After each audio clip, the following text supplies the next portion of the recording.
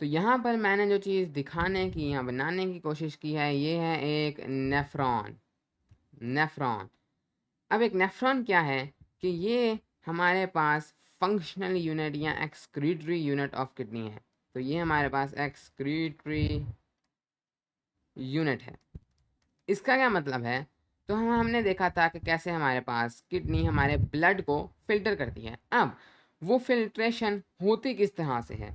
उसके अंदर हमारे पास कई सारे यूनिट्स होते हैं, कई सारे एक्सक्रीटरी यूनिट्स होते हैं जो कि हमारे ब्लड को फिल्टर करे होते हैं। जैसे आपके पास एक फिल्ट्रेशन प्लांट में कई सारी डिफरेंट फिल्ट्रेशन मशीन्स होती हैं, यानी कि एक ही तरह की ढेर सारे फिल्ट्रेशन मशीन होती हैं। वो अलग अलग पानी को साफ़ करती हैं और उसके बाद तमाम पानी मिला लिया जाता है। इसी तरीके से हमारे पास बजाय इसके कि एक बड़ी मशीन हो, एक बड़ा यूनिट हो पूरी किडनी के अंदर जो सारे के सारे ब्लड को एक साथ ले और फिर सारा का सारा ब्लड फ़िल्टर करके दे दे, हमारे पास छोटे-छोटे यूनिट्स होते हैं जो थोड़ा-थोड़ा ब्लड लेते हैं, उसको फ़िल्टर करते हैं और फिर उन तमाम यूनिट्स को मिला लिया जाता है। तो उनमें से एक यूनिट जो कि सारे एक ही तरह के होते हैं, उनमें से एक यूनिट को हम लोग कहते हैं नेफ्रॉन। और हमारे पास एक किडनी में, हमारे पास 2 किडनीज़ होती हैं लेकिन उनमें से एक किडनी में 1 मिलियन तक नेफ्रॉन्स होते हैं और ये तमाम मिलकर हमारे पास ब्लड को फ़िल्टर करते हैं और फिर तमाम का जो ब्लड फ़िल्टर होकर तो ब्लड वेसल में भेज दिया जाता है और तमाम का तमाम जो फ़िल्टर होकर यूरिन मिलता है वो तमाम का तमाम इकट्ठा कर लिया जाता है। तो कुछ इस तरीके से हमारे पास एक नेफ्रॉन का स्ट्रक्चर नज़र आता है। चलिए हम लोग देखते हैं कि हमारे पास ये कैसे काम करता है। सबसे पहले आप लोग यहाँ पर देख सकते हैं हमारे पास ब्लड आ रहा है। तो ये है हमारे पास एक आर्टीरियोल। तो अगर आपने हमारी ब्लड वेसल्स के ऊपर वीडियो देखी है, आपको पता है कि हमारे पास आर्टरीज, वेन्स, आर्टियोल और वेन्यूल क्या होता है और कैपिलरीज क्या होती हैं। अगर आपको इनके बारे में नहीं पता या इनके बारे में अंदाज़ा नहीं है तो हमारी ब्लड वेसल्स के ऊपर वीडियो देख सकते हैं। तो हमारे पास सबसे पहले ये एक आर्टीरियोल आ रही है जो कि हमारे पास हार्ट से ब्लड लेकर आ रही है। तो ये है हमारे पास एक आर्टीरियोल। आर्टीरियोल और specifically efferent arteriole. Efferent arteriole, तो एफेरेंट आर्टीरियोल आर्टीरियोल हमारे पास एक किडनी के अंदर मौजूद आर्टीरियोल है जो कि हमारे पास ब्लड लेकर आ रही है फ़िल्टर करने के लिए। अब ये कौन सा ब्लड है? तो जैसे हमने हमें पता है कि ये हमारे पास अभी अनफिल्टर्ड ब्लड है। तो इस एफेरेंट आर्टीरियोल के अंदर हमारे पास अनफिल्टर्ड ब्लड है, लेकिन इसी के साथ साथ ये ऑक्सीजनेटेड ब्लड भी है। तो अनफिल्टर्ड तो है ये, इसको हमने अभी फ़िल्टर करना है, ये भी फ़िल्टर तो ज़ाहिर है नहीं है, इसीलिए नेफ्रॉन के अंदर जा रहा है। लेकिन इसके साथ साथ ये ऑक्सीजनेटेड भी है। हमारा जो जितना भी ब्लड हमारे ब्लड की तरफ से आ रहा होता है वो हमारे पास ऑक्सीजनेटेड होता है, यानी कि यही ब्लड का फंक्शन है। यानी कि वैसे इस किडनी के अंदर हमारे पास अनफिल्टर्ड ब्लड आ रहा है, लेकिन नॉर्मली हमारी पूरी बॉडी में ब्लड तो हमारे सेल्स तक जाता ही इसलिए है कि वो उनको ऑक्सीजन दे सकें। हमारे सेल्स को ऑक्सीजन की ज़रूरत है कोई भी काम करने के लिए। कोई भी काम जिसके लिए एनर्जी चाहिए, ऑक्सीजन की ज़रूरत होती है और हमारी ब्लड वेसल्स, हमारा ब्लड यही सप्लाई करता है। और हमें, जैसे हमने ब्लड वेसल्स वाली वीडियो में देखा था कि हमारे पास जो ऑक्सीजनेटेड ब्लड होता है वो रेड कलर का होता है और जो डीऑक्सीजनेटेड ब्लड होता है जिसके अंदर ऑक्सीजन मौजूद नहीं होती, जिसका कोई फ़ायदा नहीं होता, हमें ब्लड चाहिए ही ऑक्सीजन के लिए है, बल्कि उसके अंदर कार्बन डाइऑक्साइड मौजूद होती है, वो हमारे पास डीऑक्सीजनेटेड ब्लड होता है। इसका भी अगर आपको अंदाज़ा नहीं तो आप हमारी वीडियो देख सकते हैं इसके ऊपर। अब हमारे पास ये आर्टीरियोल आ रहा है ब्लड को हार्ट से लेकर और ये अनफिल्टर्ड ब्लड है। अभी इसको हमने फ़िल्टर करना है। अब ये जो आप देख सकते हैं बीच में, ये हमारे पास कैपिलरी सिस्टम है और हमें पता है कि एक कैपिलरी सिस्टम एक ऐसा सिस्टम होता है जहाँ से ब्लड हमारे पास ब्लड वेसल से निकलता है। यानी कि कैपिलरीज जो होती हैं ये काफ़ी ज़्यादा परमिएबल होती हैं ब्लड के लिए, तो इनके अंदर से ही काफ़ी छोटी होती हैं। इनके अंदर से हमारे पास ब्लड निकल कर किसी भी जगह तक जा सकता है और इन्हीं कैपिलरीज की वजह से हमारे पास ब्लड सेल्स तक पहुँचता है। अब यहाँ पर इंटरेस्टिंग चीज़ ये है कि ये जो आपके पास कैपिलरी सिस्टम है, इसको हम लोग कहते हैं, इस सिस्टम को हम लोग कहते हैं ग्लोमीरुलस। और मुझे पता है मैं इसको मिसप्रोनाउंस कर रहा हूँ, ग्लोमीरुलस। मैं तो इसको इसी तरह से पढ़ सकता हूँ। तो ये हमारे पास एक कैपिलरी सिस्टम है जिसके अंदर हमारे पास एफेरेंट आर्टीरियोल हमारे पास अनफिल्टर्ड और ऑक्सीजनेटेड ब्लड लेकर आ रही है। यहाँ पर ये हमारे पास इस कैपिलरी सिस्टम में आएगा और अभी हम देखते हैं उसके बाद उसके साथ क्या होगा। लेकिन उसके बाद आप देख सकते हैं ये हमारे पास आगे जो है ब्लड वेसल कंटिन्यू हो रही है और हमारे पास ये ग्लोमीरुलस से हमारे पास ब्लड जो है वो दूर जा रहा है।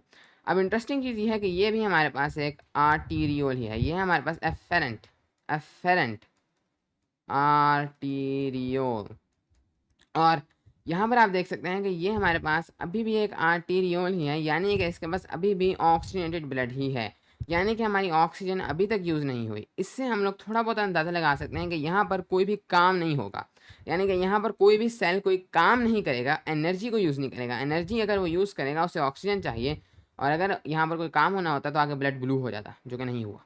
और ये भी एक आर्टीरियोल ही है। तो ये काफ़ी इंटरेस्टिंग है, क्योंकि कैपिलरीज के बाद नॉर्मली ब्लड ब्लू हो जाता है, क्योंकि सेल्स जो हैं वो ऑक्सीजन उसके अंदर से निकाल कर उसके अंदर कार्बन डाइऑक्साइड जो है वो डंप कर चुके होते हैं।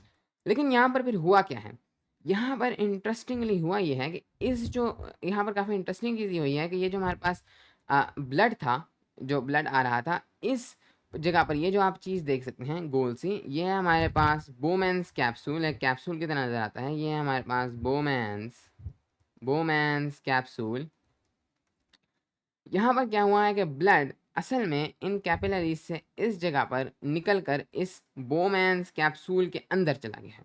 अब यहाँ पर आप सोच सकते हैं कि ये कैसे हुआ। मैंने तो यहाँ पर कहा कि यहाँ पर कोई काम नहीं हुआ, कोई एनर्जी यूज़ नहीं हुई। तो ये चीज़ याद रखें कि ये जो अभी हुआ है ये सिर्फ एक पैसिव प्रोसेस है, इसके अंदर हमें कोई एनर्जी की ज़रूरत नहीं, क्योंकि हमारे पास ब्लड आ रहा था, कैपिलरीज के अंदर से ब्लड गुजर सकता है, ब्लड काफ़ी प्रेशर से आ रहा था, तो वो ऑटोमेटिकली इन कैपिलरीज के अंदर से निकल कर तो थोड़ा बहुत बोमेंस कैप्सूल के अंदर चला जाएगा, और ये खुद ब खुद होगा, और फिर बाकी का बाकी ब्लड ऊपर चला जाएगा फेरेंट आर्टेरियोल से, और इसके लिए हमें कोई एनर्जी की ज़रूरत नहीं, इसीलिए यहाँ पर हमारे पास ऑक्सीजन कंज्यूम नहीं हो रही। यहाँ पर हमारे पास जो बोमेंस कैप्सूल है, इसकी जो वॉल्स हैं ये बड़ा ही एक इंटरेस्टिंग काम करती हैं। ये सिर्फ और सिर्फ allow tiny molecules to pass through, tiny molecules, यानी कि ये जो दीवारें हैं, ये जो बोमेंस कैप्सूल है, अंदर से ये हॉलो है, ट्यूब है अंदर से, लेकिन इसको जो बाहर सेल्स हैं बोमेंस कैप्सूल के, ये अपने अंदर से सिर्फ छोटे छोटे मॉलिक्यूल्स को गुजरने देते हैं। मसलन हमारे पास वाटर है, हमारे पास ग्लूकोज है, हमारे पास अमीनो एसिड्स काफ़ी छोटे होते हैं, अमीनो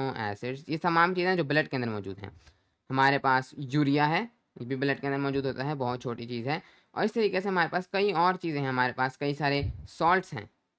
सॉल्ट से मुराद जो पानी के अंदर चीज़ें हमारे पास, हम नमक वगैरह खाते हैं जो डिज़ोल्व होंगी, जैसे sodium ions, chloride ions, potassium ions, तो ये तमाम सॉल्ट्स हैं। तो ये तमाम इन इन चीज़ों को तो ये गुजरने देगा जो छोटे मॉलिक्यूल्स हैं, लेकिन आपके पास जो बिगर मॉलिक्यूल्स हैं जैसे रेड ब्लड सेल्स या ऐसी कोई चीज़ें, उनको ही अपने अंदर से बोमेंस कैप्सूल की दीवारें नहीं गुजरने देंगी।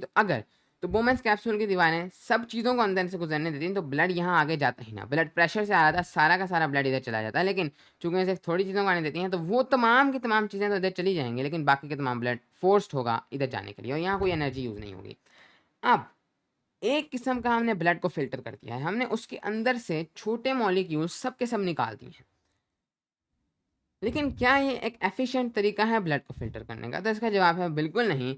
क्योंकि आप देखें, हमने कोई ऐसी चीज़ नहीं कही कि ब्लड के अंदर जितने भी गलत चीज़ें हैं उनको निकाल देते हैं और जितनी ठीक चीज़ें हैं उनको रहने देते हैं। हमने कहा जितने भी छोटे मॉलिक्यूल्स हैं उनको निकाल लें। तो ये बात, इसमें शक नहीं कि इसमें कई सारी वेस्ट चीज़ें निकल जाएंगी, जैसे कि यूरिया हो गया, लेकिन यहाँ पर दो मसले रह जाएंगे। सबसे पहला मसला, हमारे पास जो सबसे पहला मसला होगा वो ये होगा कि कुछ ऐसे टाइनी मॉलिक्यूल्स होंगे जो कि गुड होंगे। ज़रूरी नहीं कि तमाम के तमाम टाइनी मॉलिक्यूल्स ख़राब होंगे, ऐसी तो कोई बात नहीं होती। वाटर एक बहुत इंपॉर्टेंट चीज़ है, अगर हम तमाम का तमाम वाटर ही निकाल देंगे ब्लड से तो हम ज़िंदा नहीं रह सकते। ग्लूकोज, हमें इसकी बहुत ज़्यादा ज़रूरत है, हम ये तमाम का तमाम वापस जाते हैं। अमीनो एसिड्स, अगर हमारे ब्लड के अंदर अमीनो एसिड्स हैं तो ये तो वही अमीनो एसिड्स हैं जिनकी हमें ज़रूरत है। अगर हमारे ब्लड के अंदर कोई भी ज़्यादा अमीनो एसिड्स हों जिनकी हमें ज़रूरत ना हो, तो यूरिया हमारे पास वहीं से तो आ रहा है। यूरिया आपने ऐसा नहीं कि खाया है, यूरिया फर्टिलाइज़र है, लेकिन यूरिया आपके ब्लड में जो एक्सेस अमीनो एसिड्स होते हैं, जब आप उनको डिस्पोज करते हैं, उनको ख़त्म करते हैं, तो यूरिया आपके पास पैदा होता है। तो ये तो यूरिया वहाँ से आ रहा है, तो इसका मतलब ये वाले जो अमीनो एसिड्स हैं ये तो हमें चाहिए। इसी तरह सॉल्ट्स, हम तमाम के तमाम सॉल्ट, ठीक है, थोड़ी बहुत लूज़ भी करना चाहते होंगे, लेकिन तमाम के तमाम तो लूज़ नहीं करना चाहते। तो बहुत सी ऐसी टाइनी मॉलिक्यूल्स हैं जो हमें चाहिए, और दूसरा बहुत से ऐसे बिग मॉलिक्यूल्स होंगे जो हमें नहीं चाहिए, जो कि अभी फ़िल्टर ही नहीं हुए, वो ब्लड के साथ ही चले गए हैं। और इसीलिए ये कोई एफिशिएंट तरीका नहीं, ये सिर्फ एक फर्स्ट लेवल एक एंट्री चीज़ है, और इसीलिए यहाँ पर कोई एनर्जी भी यूज़ नहीं हुई। हमने ऐसा नहीं कहा कि अच्छा इसको ले लेते हैं, इसको नहीं लेते, इसको ले लेते हैं, इसको नहीं लेते, इसके लिए हमें एनर्जी चाहिए होगी। हमने बस कहा है जितने छोटे मॉलिक्यूल्स हैं वॉल को उतना परमेबल कर दिया और तमाम के तमाम मॉलिक्यूल्स यहाँ आ गए। तो ये कोई एफिशिएंट तरीका नहीं, ये सिर्फ एक एंट्री लेवल चीज़ है। अब आगे क्या होता है कि आगे ये जो आप पूरा स्ट्रक्चर देख सकते हैं, ये होल नेफ्रॉन है।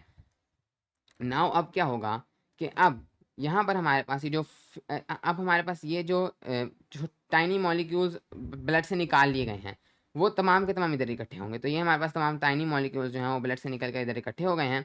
और अब इसको आप लोग अभी यूरिन नहीं कह सकते, क्योंकि यहाँ पर अभी इसके अंदर बहुत सी ठीक चीज़ें मौजूद हैं और बहुत सी ऐसी चीज़ें नहीं मौजूद जो कि इसके अंदर होनी चाहिए थी। तो इसको आप लोग बस कहते हैं फिल्ट्रेट, यानी आपने इसको ये एक फ़िल्टर, आपने थोड़ी सी चीज़ें फ़िल्टर कर दी हैं, लेकिन अभी आप इसको यूरिन नहीं कह सकते। एनीवेज अब ये आगे मूव करेगा और ये हम आप आगे काफ़ी इंटरेस्टिंग स्ट्रक्चर देख सकते हैं जो कि कर्वी सा स्ट्रक्चर है। और यहाँ पर मैंने इसको 2 डायमेंशन में कर्वी बनाया है, लेकिन ये 3 डायमेंशन में कर्वी होता है। ये आपके पास एक कॉन्व्यूलेटेड स्ट्रक्चर है, मुड़ा हुआ स्ट्रक्चर है। और सबसे पहले ये वाला जो आपके पास स्ट्रक्चर है इसको आप लोग कहते हैं प्रॉक्सिमल, इसको आप लोग कहते हैं, इसको आप लोग कहते हैं। तो अब मेरे पास यहाँ जगह ख़त्म हो रही है, लेकिन मैं इसको लेबल करने की कोशिश करूँगा। इसको हम लोग कहते हैं, इस वाले स्ट्रक्चर को proximal proximal convoluted tubule, convoluted tubule.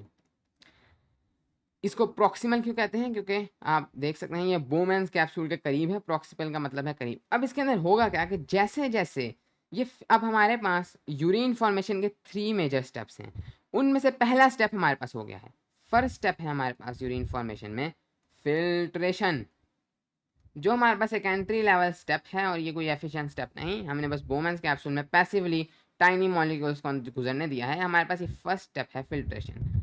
इसके बाद हमारे पास इसके अंदर कुछ ऐसे छोटे इस फिल्ट्रेट के अंदर कुछ ऐसे छोटे मॉलिक्यूल्स प्रेजेंट हैं जो कि हमें चाहिए, और कुछ ऐसे बिग मॉलिक्यूल्स नहीं प्रेजेंट जो कि हमें जो कि इसके अंदर होने चाहिए थे, जो कि हमें नहीं चाहिए ब्लड के अंदर। तो अब आगे हमारे पास कुछ और स्टेप्स होना लाजमी है। तो अब हमारे पास दूसरा स्टेप जो हमें खुद समझ आ रहा है वो है रीएब्जॉर्प्शन, रीएब्जॉर्प्शन, रीएब्जॉर्प्शन। हमने अब क्या करना है कि जो ऐसे मॉलिक्यूल्स जो कि अच्छे थे लेकिन इस फिल्ट्रेट के अंदर आ गए हैं, जो हमें ब्लड में वापस चाहिए, उनको हम लोग ब्लड को वापस करेंगे। तो ये होगा रीअब्जॉर्प्शन, और ऑफ कोर्स ये एक एक्टिव प्रोसेस होगा। इसको एनर्जी चाहिए होगी क्योंकि हम सेलेक्टिवली कह रहे हैं, अच्छा इस मॉलिक्यूल को उठाते हैं, इसको ब्लड में ले जाते हैं, इसको रहने देते हैं। तो हम कोई ऐसा टाइनी या बिग का कोई ऐसा प्रेशर की तरह से तो कर नहीं सकते, हमें तो खुद ढूंढना होगा कि अच्छा ये चीज़ लेके जानी है या ये नहीं लेके जानी है। हमें एनर्जी की ज़रूरत होगी, खुद ब खुद से तो ये नहीं होने वाला, ऑटोमेटिकली ये तो हो नहीं सकता। तो हमें रीअब्जॉर्प्शन एक एक्टिव प्रोसेस होगा, फिल्ट्रेशन पैसिव था, इसलिए यहाँ पर हमारे पास ब्लड अभी रेड ही रहा था। और इसके बाद हमें चलें पहले रीअब्जॉर्प्शन को देख लेते हैं। तो हमारे पास फिल्ट्रेट मूव करना शुरू करेगा इस प्रॉक्सिमल कॉन्वोल्यूटेड ट्यूब्यूल से, और यहाँ पर हमारे पास रीअब्जॉर्प्शन होगी। हम अब जैसे जैसे ये फिल्ट्रेट, जिसको मैं इस कलर से ज़ाहिर कर रहा हूँ, और आई डोंट नो ये इस कलर का होता है या नहीं होता, मेरा नहीं ख्याल इस कलर का होता है, लेकिन हम लोग अब इसको प्रॉक्सिमल कॉन्वोल्यूटेड ट्यूब्यूल से ये आगे मूव करना शुरू कर देगा। और ये इस तरह से कर्वी क्यों है? ताकि ज़्यादा जगह मिले, ताकि ज़्यादा स्लोली हम लोग सब कुछ निकाल सकें, हमें थोड़ी ज़्यादा टाइम मिले, जिस तरह हमारे पास स्मॉल और लार्ज इंटेस्टिन में होता है। हमारे पास फिल्ट्रेट यहाँ से मूव करना शुरू करेगा और इसके अंदर से हम लोग अपनी ताकत लगाकर इसके अंदर से हम लोग जो है जो छोटी छोटी अच्छी चीज़ें हैं उनको हम लोग रीअब्जॉर्ब करना शुरू कर देंगे। और रीअब्जॉर्प्शन हमारे पास यहाँ पर एक्टिवली, जिसके मैं मैकेनिज्म में नहीं जाऊँगा कि कैसे, लेकिन ज़ाहिर है एटीपी को हम लोग यूज़ करके अब इधर से अपने जो वो हैं हमारे जो गुड चीज़ें हैं, जैसे कि हमारे पास वाटर है, हम वाटर को लूज़ ज़रूर करना चाहते हैं, लेकिन सारे वाटर को नहीं लूज़ करना चाहते। वाटर हमारे लिए बहुत ज़रूरी है, लेकिन अगर हमने किसी दिन बहुत ज़्यादा पानी पी लिया है तो हम लोग ज़ाहिर है वाटर को लूज़ भी करना चाहेंगे। तो वाटर हम थोड़ा बहुत लूज़ करना चाहते हैं, लेकिन सारा नहीं। ग्लूकोज हम बिल्कुल नहीं करना चाहते, ग्लूकोज हमारे लिए बहुत ज़रूरी है। अमीनो एसिड्स हम बिल्कुल नहीं करना चाहते। यूरिया हम सारा का सारा करना चाहते हैं, हम बिल्कुल भी इसे हम अपने ब्लड में नहीं चाहते। सॉल्ट में से कुछ हम लोग करना चाहते हैं, कुछ नहीं करना चाहते, मतलब आदि, मतलब एक बैलेंस हमें रखना है, ऑस्मो रेगुलेशन रखनी है सॉल्ट्स और वाटर की, ना ज़्यादा ना कम। हमारे पास यहाँ पर फिर रीअब्जॉर्प्शन हो जाएगा और यहाँ पर फिर हमारे पास ब्लड वेसल्स इसके करीब आई होंगी, जिनको मैं आपको आखिर में जाकर दिखाऊंगा, अभी नहीं दिखा रहा, लेकिन आप देखेंगे आखिर में कि कैसे वो वापस फिर जब निकलेंगी वो ब्लू हो चुकी होंगी, क्योंकि ना सिर्फ जो ब्लड वेसल्स हैं वो तमाम की तमाम सब्सटेंसेस को रीअब्जॉर्ब कर रही हैं, बल्कि साथ साथ ऑक्सीजन भी इनको दे रही होंगी, इन सेल्स को, क्योंकि वो एक्टिवली हमारे पास, जो एक्टिव का मतलब है एनर्जी के साथ, एक्टिवली हमारे पास फिल्ट्रेट को डबल फिल्ट्रेट के अंदर से चीज़ों को रीअब्जॉर्ब करेंगे, तो हमारे पास आप देखेंगे ब्लड ब्लू होता जाएगा और साथ साथ फिल्टर भी होता जाएगा। इसके बाद जाकर ये प्रॉक्सिमल कॉन्वोल्यूटेड ट्यूब्यूल से होते होते काफ़ी इंटरेस्टिंग चीज़ जगह पर एंटर होगी, जिसे हम लोग कहते हैं लूप ऑफ हेनरी, जिसे हम लोग कहते हैं लूप ऑफ हेनरी। तो ये है हमारे पास लूप ऑफ हेनली, इसे नेफ्रॉन लूप भी कहा जाता है। अब जो लूप ऑफ हेनली का फंक्शन है वो है हमारे पास वाटर को रीअब्जॉर्ब करना। जी हाँ, अभी हमारे पास रीअब्जॉर्प्शन ख़त्म नहीं हुई, हमने वाटर को रीअब्जॉर्ब करना था काफ़ी हद तक। अभी हमें लूप ऑफ हेनली से जो मेजर वाटर की रीअब्जॉर्प्शन है, प्रॉक्सिमल कॉन्वोल्यूटेड ट्यूब्यूल में कोई मेजर वाटर की रीअब्जॉर्प्शन नहीं होती, बाकी चीज़ों की हो जाती है।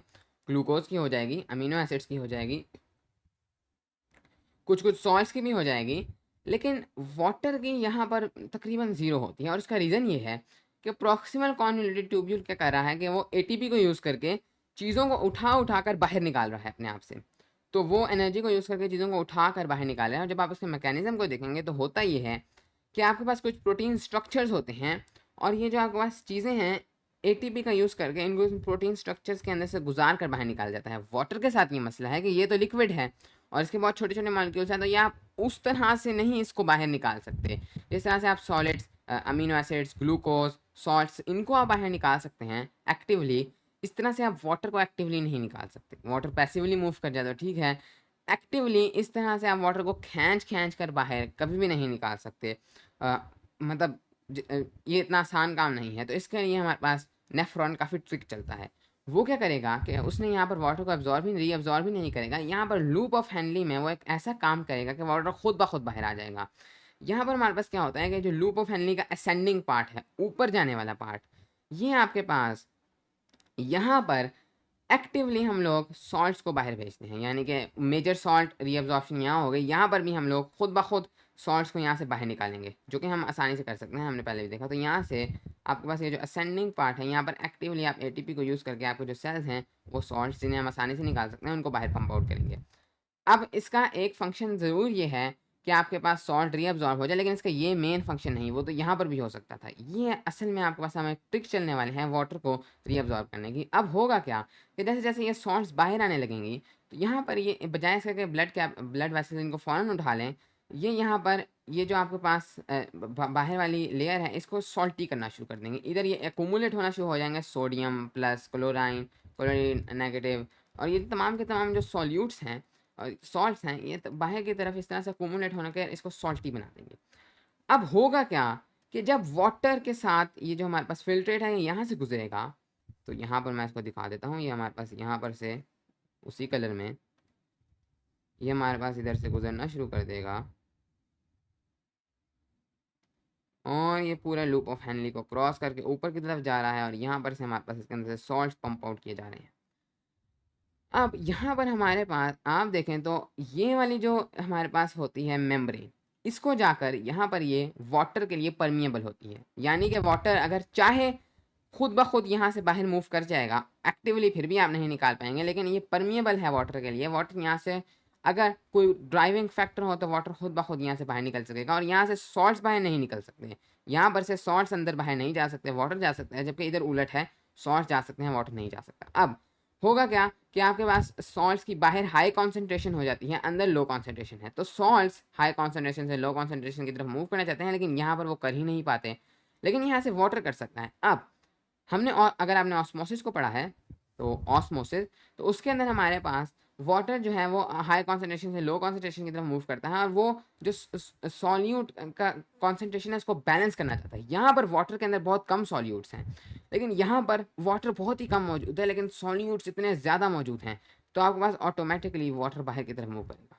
और ये एक पैसिव प्रोसेस है, इसके लिए कोई एनर्जी की ज़रूरत नहीं है, ऑटोमेटिकली एक नेचर का रूल है ऑस्मोसिस के अंदर कि आपके पास वाटर हाई कॉन्सेंट्रेशन से लो कॉन्सेंट्रेशन की तरफ मूव करता है। बाहर बहुत ही कम वाटर है, लेकिन सॉल्यूट्स इतने ज़्यादा हैं, तो वाटर पर सॉल्यूट, एक सॉल्यूट के लिए हिसाब से कितना वाटर है वो यहाँ पर बहुत कम है। अंदर तो सॉल्यूट है ही बहुत कम, मेजर सॉल्यूट रीअब्जॉर्प्शन यहाँ हो चुकी है, बाकी यहाँ हो रही है, तो यहाँ पर आपके पास सॉल्यूट्स बहुत कम है ज़रूर, और वाटर आपके पास काफ़ी ज़्यादा है, तो वाटर ऑटोमेटिकली ऑस्मोसिस के ज़रिए बाहर निकलता जाता है। और अब होगा क्या कि बाहर आपके पास जो ब्लड कैपिलरीज हैं, ब्लड वेसल्स हैं, उतनी चालाक हैं कि वाटर जो बाहर निकलता जाएगा उससे तो रीअब्जॉर्ब करती जाएंगी, लेकिन इनको नहीं करेंगे सॉल्ट्स को।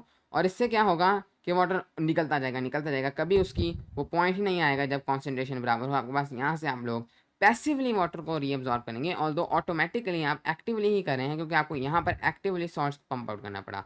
यहाँ पर अक्सर लोगों को जहन में ये सवाल आता है कि इतना बड़ा काम करने का क्या ज़रूरत थी, डायरेक्ट एक्टिवली वाटर को पंप आउट क्यों नहीं कर दिया। तो उसका रीज़न यही है कि ये कोई आसान काम नहीं है। तो लूप ऑफ हेनली से हमने मेजर वाटर रीअब्जॉर्प्शन भी कर दी है। अब हमारे पास अब तक जो चीज़ आई है उसको हम लोग अब हल्का फुल्का, बल्कि हम कह सकते हैं अब ये यूरिन है, क्योंकि अब जो अभी भी एक स्टेप रहता है, एक स्टेप रहता है, और वो बस यहाँ पर आते ही इधर जो है हमारे पास थोड़ा बहुत लूप ऑफ, थोड़ा बहुत प्रॉक्सिमल कॉन्वोल्यूटेड ट्यूब्यूल, और इधर ये जो आपके पास सब स्ट्रक्चर है ये आपके पास डिस्टल डिस्टल कॉन्वोल्यूटेड ट्यूब्यूल है, क्योंकि ये दूर है, डिस्टल कॉन्वोल्यूटेड ट्यूब्यूल। अब यहाँ पर आपके पास एक तीसरा स्टेप रहता है, क्योंकि आप देखें हमने रीअब्जॉर्प्शन तो कर दी है, हमने पहला मसला तो हल कर दिया है, लेकिन दूसरा मसला भी बाकी है। ये जो हमारे पास ब्लड रह गया था, इसके अंदर कुछ बिग पार्टिकल्स होंगे जो हमारे लिए अच्छे नहीं हैं, उन्हें हमने वापस डालना है इस, अब तो थोड़ा बहुत यूरिन की तरह हो गया है। अब हमें तीसरा स्टेप करना है जो कि है सिक्रीशन। सिक्रीशन हमें इसके अंदर वापस सिक्रिएट करने हैं वो बिग पार्टिकल्स जो कि अच्छे नहीं हैं। अगेन ये भी एक एक्टिव प्रोसेस होगा। रीअब्जॉर्प्शन हो गई, अब हमें सिक्रीशन की तरफ जाना है, और अब हम एक्टिवली जो बुरी चीज़ें हैं उनको वापस इसके अंदर भेजना शुरू कर देंगे, और ये प्रोसेस कंप्लीट होते ही हमारे पास ये मेजरली अब यूरिन में बदल चुका होगा, और ये हमारे पास ट्रैवल करता करता, ये हमारे पास ट्रैवल करता करता हमारे पास कलेक्टिंग डक्ट में गिरेगा। ये हमारे पास जाकर कलेक्टिंग डक्ट में गिर जाएगा, कलेक्टिंग कलेक्टिंग डक्ट। और अब हमने अपने ब्लड को फ़िल्टर कर दिया है, हमने उसके अंदर से जो जितने भी ख़राब चीज़ें थी उनको निकाल दिया है, और बाकी ठीक चीज़ें हमारे पास हमारे ब्लड के अंदर आ चुकी हैं। अनफिल्टर्ड ब्लड फ़िल्टर हो गया है, और हमारे पास यूरिन रेडी है, वेस्ट रेडी है बॉडी से एक्सपेल होने के लिए। और थोड़ा सा एक फाइनल रीअब्जॉर्प्शन अभी बाकी है, वो ये होता है कि जब ये कलेक्टिंग डक्ट में, अब कलेक्टिंग डक्ट में कई सारी जगहों से हमारे पास एक हो सकता है यहाँ एक और नेफ्रॉन कनेक्टेड है, इसी तरह का एक और नेफ्रॉन यहाँ है, और ढेर सारे नेफ्रॉन का यूरिन जमा हो के कलेक्टिंग डक्ट्स में गिरा है, और अब ये कलेक्टिंग डक्ट्स में यूरिन हमारे पास जमा होना शुरू हो जाएगा। अब ये यूरिन जो है इसके अंदर से मेजर वाटर जो है, इसके अंदर से मेजर वाटर तो रीअब्जॉर्ब हो गया है, लेकिन तमाम का तमाम वाटर अभी रीअब्जॉर्ब नहीं हुआ, इसके अंदर कुछ कुछ वाटर रहता है। अब अगर तो आपने किसी दिन बहुत ज़्यादा पानी पिया है तो ये यूरिन ऐसे कैसा ही चला जाएगा, क्योंकि इसके अंदर अब जो थोड़ा बहुत पानी रहता है उसकी हमें कोई वापस ज़रूरत नहीं, क्योंकि आपने पहले से पानी इसके अंदर पिया हुआ है, तो यहाँ पर अब वापस कलेक्टिंग डक्ट से कोई वाटर वापस रीअब्जॉर्ब नहीं होगा। लेकिन किसी दिन अगर आपने पानी कुछ कम पिया है तो कलेक्टिंग डक्ट से बहुत ज़्यादा वाटर रीअब्जॉर्ब हो जाएगा, और आपके पास आपका जो यूरिन है वो काफ़ी कंसनट्रेटेड हो जाएगा, और आपके पास ढेर सारा पानी वापस रीअब्जॉर्ब हो जाएगा, क्योंकि आपने इतना पानी ही नहीं पिया उस दिन के लिए। और ये सब कुछ कंट्रोल होता है एक हार्मोन से, जिसके बारे में हम अगली वीडियो में देखेंगे। लेकिन बेसिकली मेरा मतलब ये है कि ये जो पिछला सारा प्रोसेस है ये इंडिपेंडेंट है। आप बेशक जितना मर्ज़ी पानी पिएँ, जितने मर्ज़ी सॉल्ट्स वगैरह खाएँ, इसको कोई इफ़ेक्ट नहीं होगा, ये उतना ही पानी रीअब्ज़ॉर्ब करेगा, सब कुछ उसी तरह होगा। लेकिन कलेक्टिंग डक्ट में जाकर अब स्पेसिफिक चीज़ें होती हैं। अगर आपने बहुत ज़्यादा पानी पिया है तो हार्मोन्स के ज़रिए बहुत कम पानी जो है वो रीअब्ज़ॉर्ब किया जाएगा, क्योंकि आपके पास पानी पहले से मौजूद है। लेकिन अगर आपने पानी कम पिया है तो बहुत ज़्यादा पानी अब्ज़ॉर्ब किया जाएगा। यहाँ पर सब कुछ कांस्टेंट रहेगा, ये चीज़ें चेंज होंगी आपके एनवायरनमेंट के मुताबिक, जिसे हम ऑस्मो रेगुलेशन कहते हैं, जिसे हम अगली वीडियो में देखेंगे। तो फाइनली अब मैं दो चीज़ें करूँगा। सबसे पहले मैं आपको ये दिखाऊंगा कि हमारे पास यहाँ पर कैपिलरी ब्लड वेसल्स किस तरह हैं, कैसे हमारे पास ब्लू रंग में वो चेंज हो रही है, और अब बहुत सी चीज़ें मैसी होने लगी हैं क्योंकि मैंने यहाँ पर सब कुछ लिखा हुआ है, लेकिन मुझे उम्मीद है आप उसको देख सकेंगे। और दूसरी चीज़ मैं आपको ये भी दिखाऊंगा नेफ्रॉन किडनी में लोकेटेड किधर होते हैं, आपको इसका डायरेक्ट लोकेशन का अंदाज़ा हो। तो सबसे पहले मैं आपको वो ब्लड वेसल्स दिखाऊँगा। तो ये रही आपकी ब्लड वेसल्स। तो मुझे उम्मीद है आप इन्हें देख सकते हैं। देखें यहाँ से हमारे पास तमाम के तमाम रेड आर्टीरियोल्स आ रही हैं, और कैपिलरीज में जाकर यहाँ पर ये तमाम चीज़ें रीअब्जॉर्ब कर रही हैं। लेकिन इसके साथ साथ क्योंकि एक्टिव प्रोसेस है, ये अपनी ऑक्सीजन को भी देंगी, ब्लू में चेंज होंगी, और ये हमारे पास ब्लू वाला सारा का सारा फिल्टर्ड ब्लड है, और अब ये वापस हमारे पास हार्ट की तरफ चला जाएगा, और ये ब्लू है और ये एक वेन्यूल में बदल चुका है। और इधर आप कलेक्टिंग डक्ट्स के पास भी थोड़ी बहुत ही आर्टीरियोल्स देखेंगे, क्योंकि अभी इन्होंने यहाँ से भी थोड़ा बहुत वाटर रीअब्जॉर्ब करना होगा। इसके बाद मैं अब आपको दिखाऊंगा कि इसकी लोकेशन किडनी में किधर है। तो यहाँ पर आप अपनी किडनी को देख सकते हैं, तो ये रही आपकी किडनी। और अगर आप देख सकते हैं तो ये जो आप चीज़ें देख सकते हैं, जो छोटी छोटी चीज़ें हैं, मतलब इस जगह पर आपके पास आपके जो हैं नेफ्रॉन्स होते हैं, ये इस पूरी जगह पर होंगे, ये पूरे कॉर्टेक्स में इधर इधर इधर, और इस पूरी जगह पर आपके पास इस तरह से आपके पास नेफ्रॉन्स होंगे। ये जो आप नीचे लंबी चीज़ देख सकते हैं ये आपके पास लूप ऑफ हैनलीज हैं, और आपके पास ये जो आउटर लेयर है कॉर्टेक्स, और फिर इनर लेयर है मेडुला।